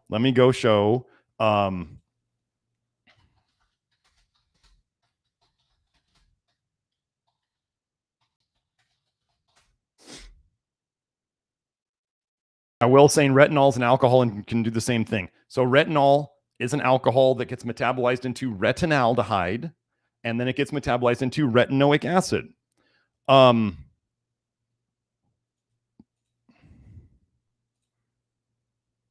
Wait, I need where is it? Hold on. Let me find it. Retinoic acid, retinoic. Here, I need to put in inhibit.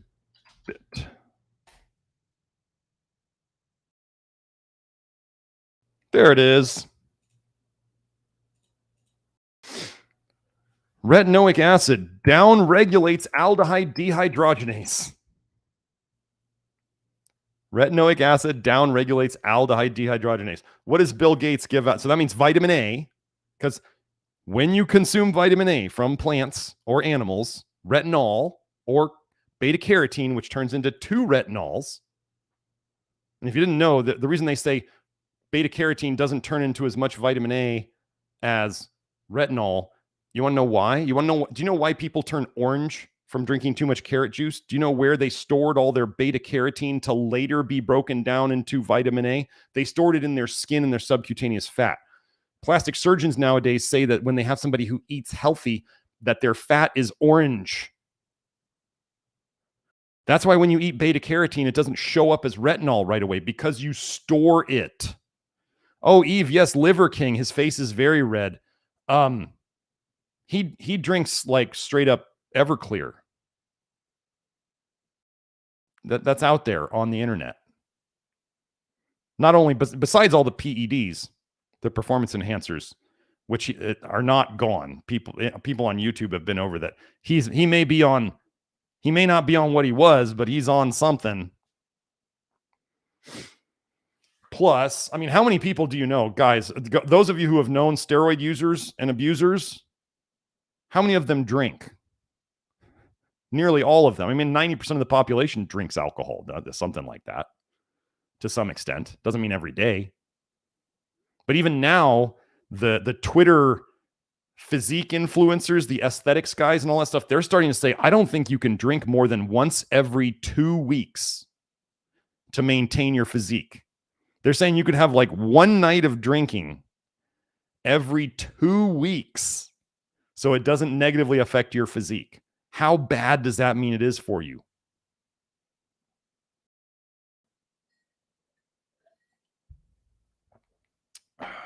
So, aldehyde dehydrogenase. There's John's answer.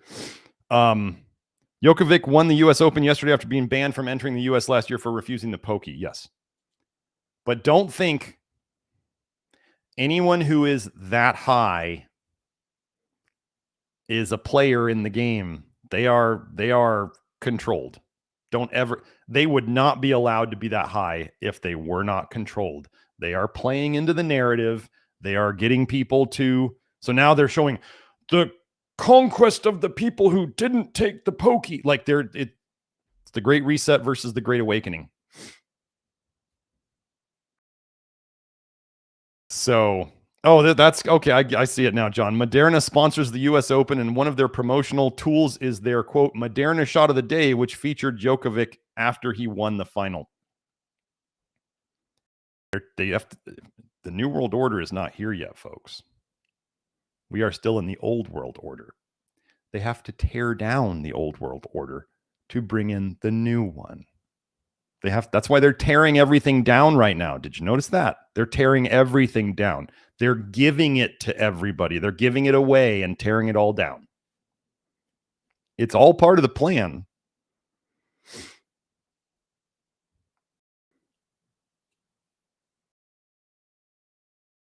John sent another super chat. Thanks, John. He said, injected B12 works like a drug for me. Mood change. Yeah.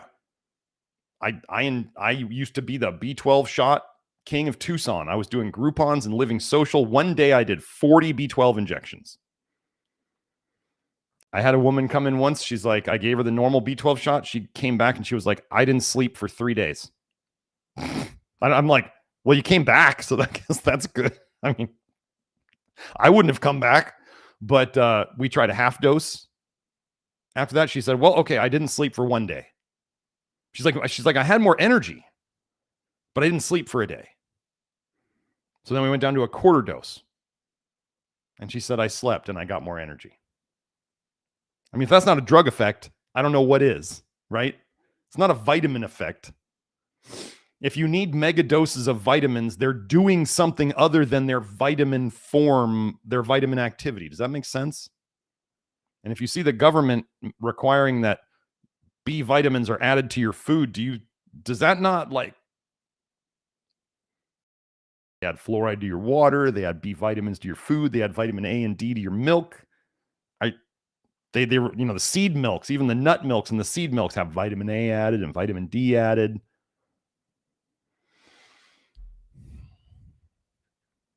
So, oh, wow, Eve, thank you. She asked, if I wanted to make smoothies occasionally, which protein powders do you think are okay? Beef isolate, collagen, cricket protein powder. Thanks. Okay, so no, I'm not a fan of cricket protein powder. I think I had that before I realized the operation of psychology that was bugs. I think I may have had cricket protein on my Amazon list at one time. So I'm admitting a mistake. I didn't, once I saw it being endorsed mainstream, I went, ooh, get that stuff out of here. And I found out that bugs tend to be really high. Their exoskeleton is really high in calcium and iron and carotenoids. And what do we not like here? Those things. So, no bugs. That's a general rule. That's why shellfish, bugs of the ocean. Don't eat shellfish. If you don't trust the ocean waters, don't eat fish. Don't believe companies that are just like, oh, our fish come from pure waters. And then you go, so where's the separation between your waters and the other waters? Because it looks to me like all the waters are connected, and that the toxicity that's in one area is going to kind of eventually make its way everywhere else, because if you put a drop of water in a pool, it eventually spreads out and fills the whole, covers the whole pool, even though it's diluted. But anyway, fish are just marinating and breathing in the toxic oceans all day long. Same thing with your unprocessed sea salt. So the only protein powder, okay, so beef protein isolate.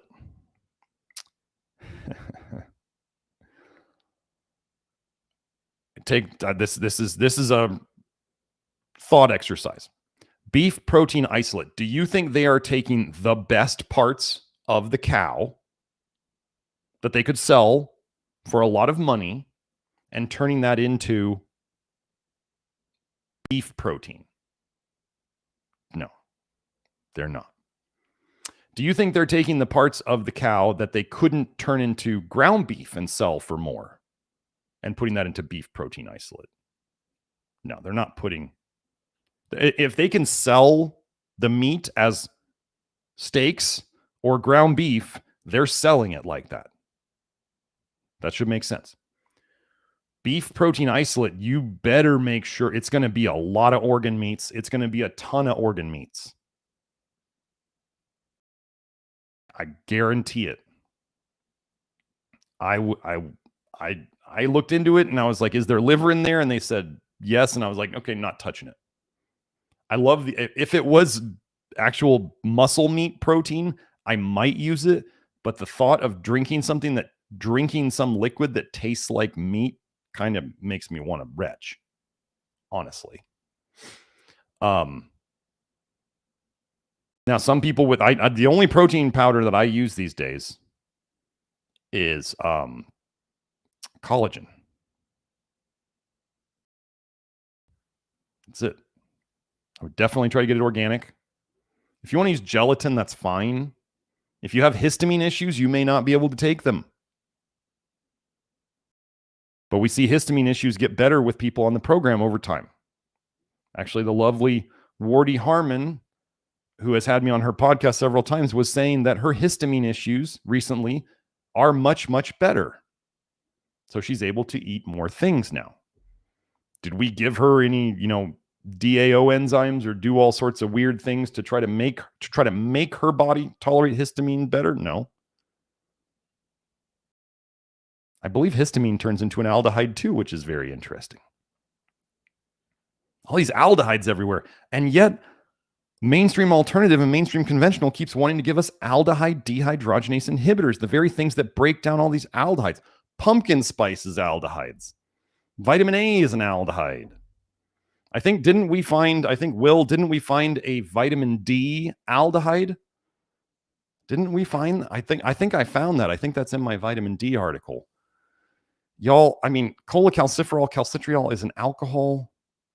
And there is, I think I did find an acid form of vitamin D, which makes sense that if we have the alcohol form of vitamin D and we have the acid form of vitamin D, that there's an aldehyde somewhere in there. Do you think alcohols and aldehydes and acids are vitamins? I don't. So let me just see if I can find it. Let me do a quick search. Vitamin D aldehyde. We already found we had the vitamin D inhibiting aldehyde dehydrogenase.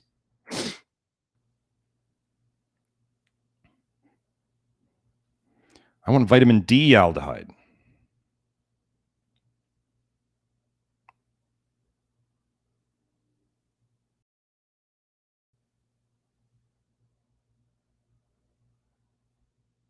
What is this? This looks like a very I'm going to save this article just because I want to go look at it.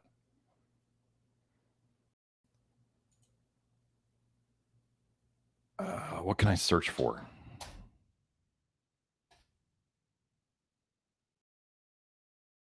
I found something. It's in my vitamin D article.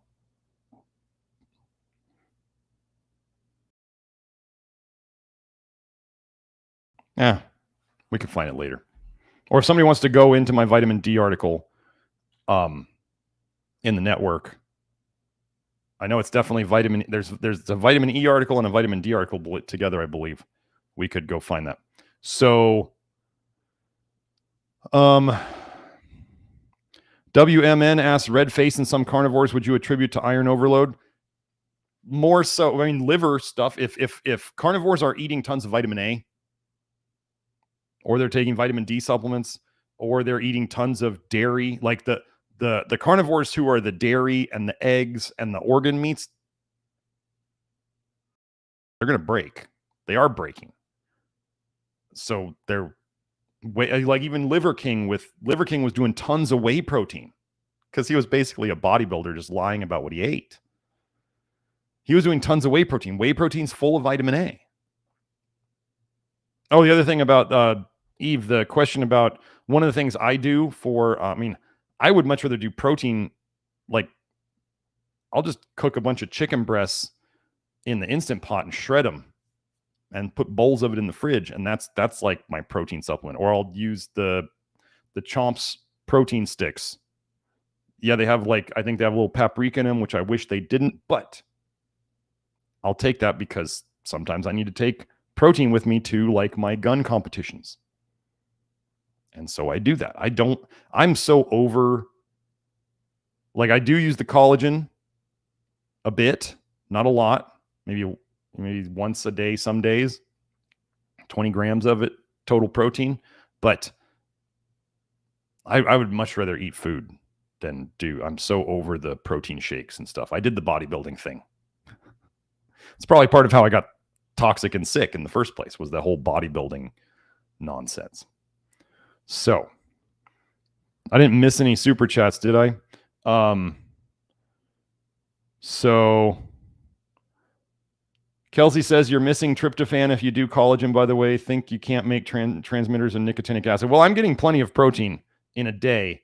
And the whole old idea of the whole incomplete protein was kind of created by, probably the bodybuilding community back when they started, you got to eat 6 times a day and you got to always have protein so you don't go into catabolism.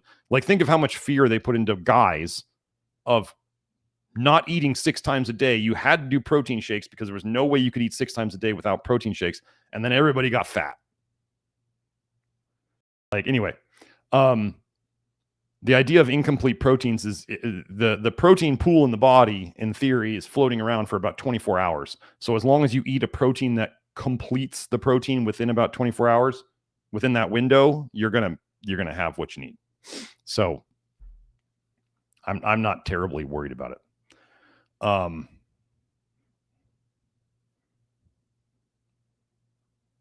Okay, so was there anything else, Joe? Did I miss anything? We're at 12:06. It's probably about time for my Kelsey's saying, yeah, but tryptophan is essential. Well, yeah, nobody's arguing that. I think I got them all. So Will says he thinks I got them all. Let me just see. I want to answer more questions, but I got to go. I'm going to do one more thing. Let me get back up to the top. Oh, there it is. John says daily B12 shots instead of daily SSRI. Progress with a question mark. Yes, absolutely. Yes. Let me go. Actually, let me find that. That'll be the last question. So no more super chats, please, folks. Let me go find. What is the Prozac? What is the Prozac generic term? Somebody help me. Fluoxetine. Fluoxetine. There.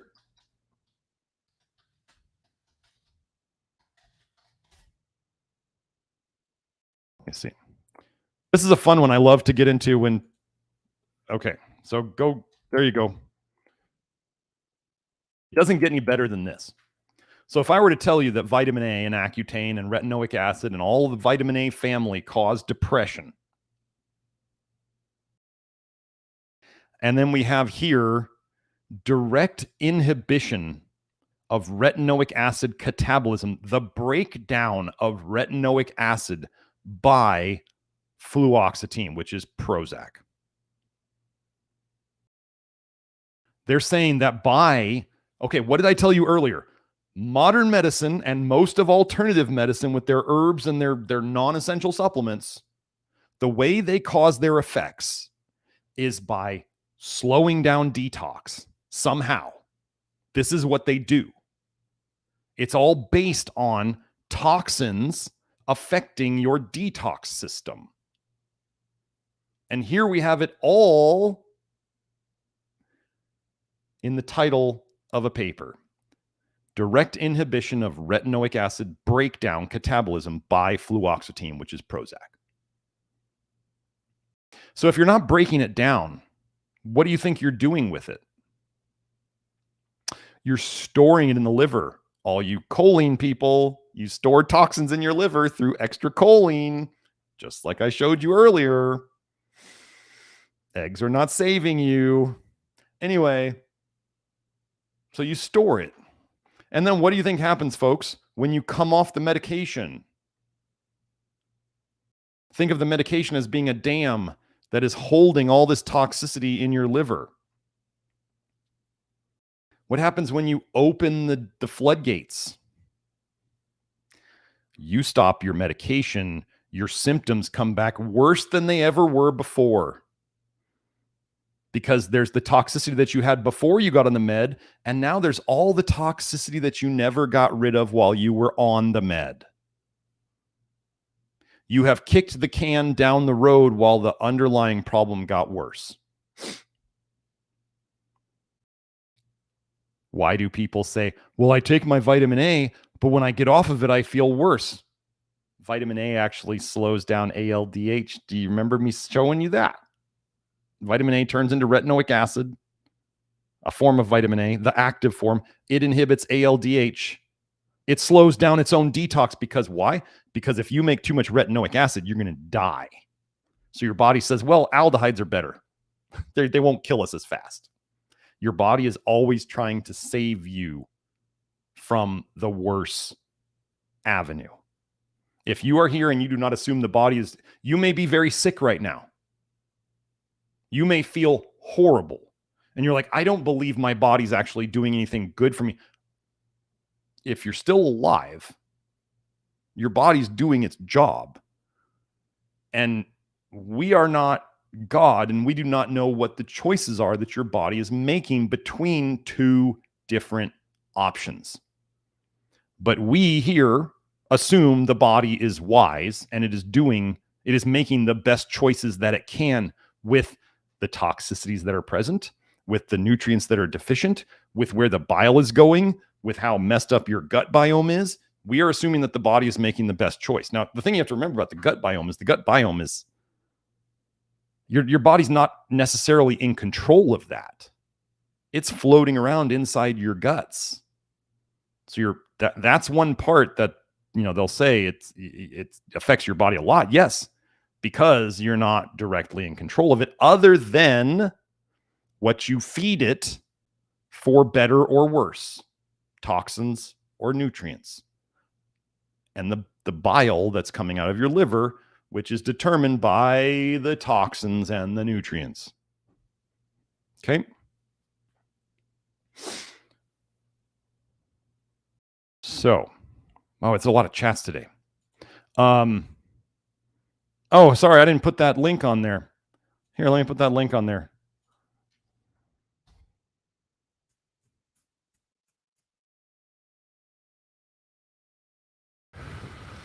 There we go. There's that PubMed paper. Okay, so I got to go. I'm late for the Inner Circle. For those of you who don't know, the Inner Circle is my private live stream that we do after this. It's inside the Nutrition Detective Network for people. There's an extra charge for it, but it's inside the Love Your Liver Network or the Love Your Liver program, the Nutrition Detective Network, all at members.nutritiondetective.com. If you want to find me, nutritiondetective.com. All of my links are below in the information. Thank you for coming. we will have the bye, John. Thank you for all the super chats, and everybody, thank you for the super chats. We will see you next week. Hopefully, maybe we'll even do an extra episode with Kelsey on Friday. We're figuring out whether we're just going to do the live stream as Kelsey and I, or whether we're going to do an extra one on Friday. We'll figure that out. I'll announce it. And yeah, hope you all learned something today. Use it to help you and others. And I will see you all next time. Bye now.